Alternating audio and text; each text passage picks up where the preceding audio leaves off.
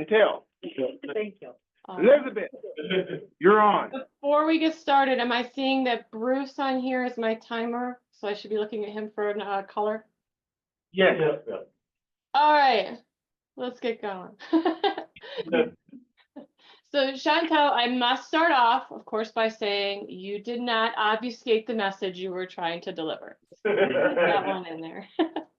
In your intro, you noted that you wanted to note how we can create spaces where everyone feels respected and seen, and you were going to use data.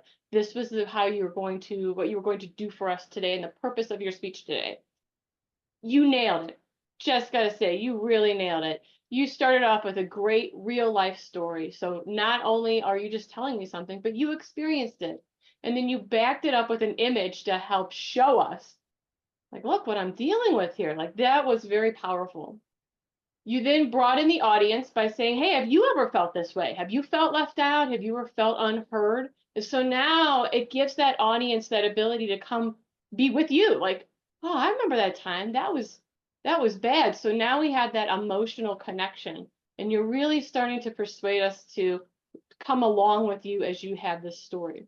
And then once we were brought in, you built that trust. You jumped right in with stating what matters. You went to a trusted source, McKinsey, with data that if I was a business owner, I would be like, yeah, I need to pay attention to her. She has really strong data with trusted sources to help me understand now why I want to look at my biases and inclusion in my company.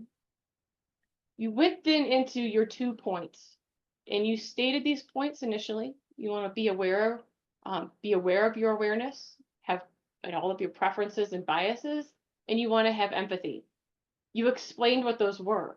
You then restated them and emphasized, one, you want to be aware of your awarenesses. You want to have empathy. So you really solidified those points. You backed all of that up with very strong, powerful quotes from folks. And then you restated everything with hand gestures. At this point when you were talking about this, I do want to say there's an opportunity here. You made a comment in there that you can really grab onto if you're going to give this speech again. You made a statement of, I need to stand up. Do it, stand up.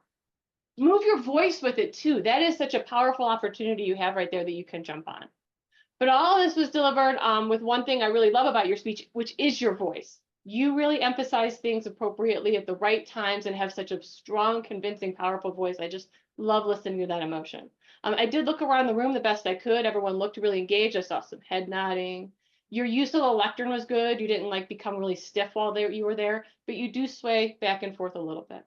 I'll finish with closing with your closing. And you said, let's build bridges, folks, which was a great closing that ties back to your intro. But Shantelle, don't thank us. We thank you. Mr. I don't want to say Toastmaster.